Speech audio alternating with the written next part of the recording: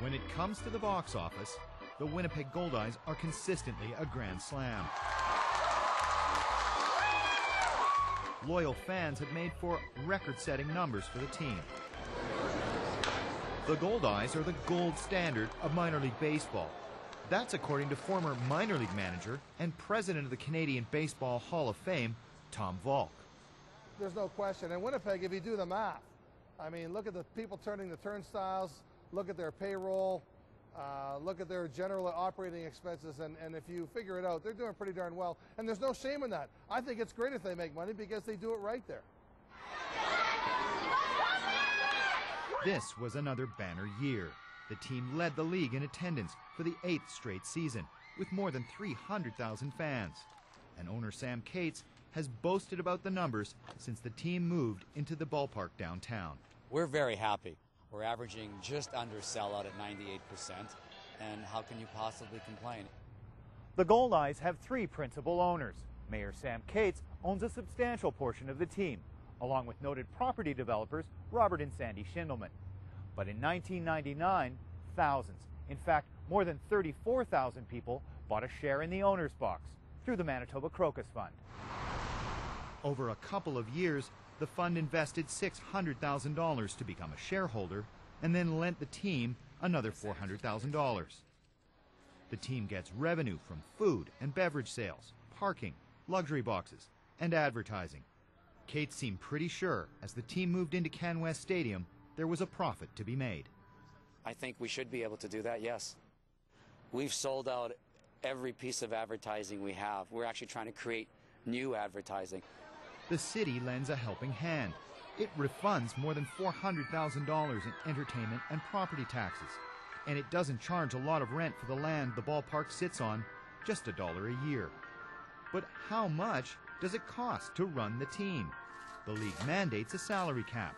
The payroll for the entire squad is just $105,000 a year.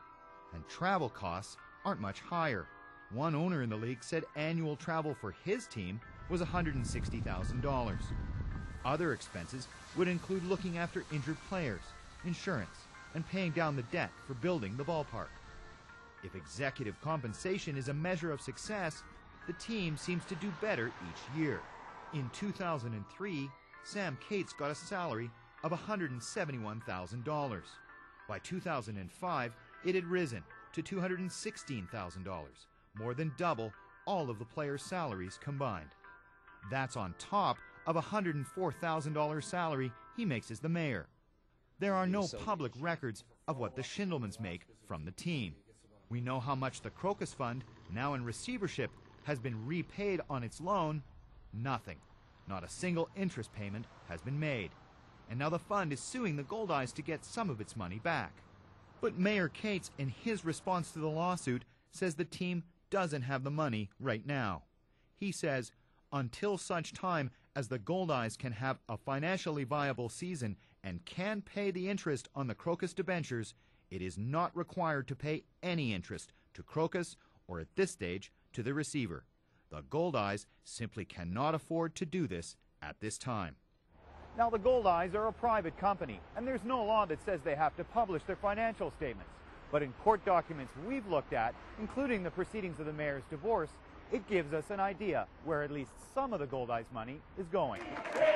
This is Bailey Cates. Soon after she married Sam Cates in 1998, she joined the Goldeyes' payroll. According to court documents reviewed by the CBC, she was initially paid $3,000 a month. That was later increased to $2,500 every 2 weeks, $5,000 a month. Why? Sam Cates says so she could buy all the groceries for the Cates household.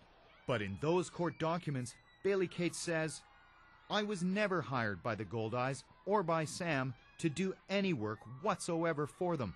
I was paid a salary as part of an income split for tax reasons, as described to me by Sam. In his own court affidavit, Cates says Bailey was supposed to do work for the team, but he admits that rarely happened. Bailey did receive a salary and was supposed to be doing some work at the ballpark and for the team. The reality, however, was that Bailey simply refused to attend work on a regular basis. Even so, Bailey continued to get paid. And there are other people on the Goldeyes payroll besides pitchers, catchers, and sluggers, like nannies for the Cates household. In his affidavit, Mayor Cates admits the nannies are paid by the team, but he says he adjusted his salary to absorb that cost. But Bailey says other expenses were also paid by the Goldeyes.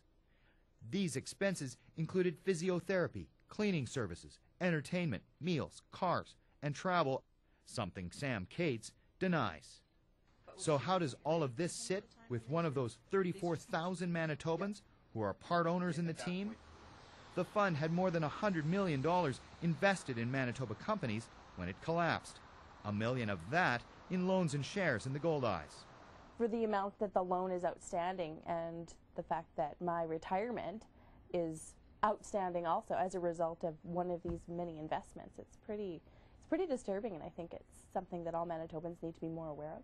Hopkins says there's a way she would be satisfied with expenses like these being charged to a company she partially owns. Put my nanny on the payroll also, and everybody else in Manitoba too, so that the Goldeyes can pay for our child care, which is also another big problem. Then really, it's, like I said, it's pretty dumbfounding. Sean Kavanagh, CBC News, Winnipeg.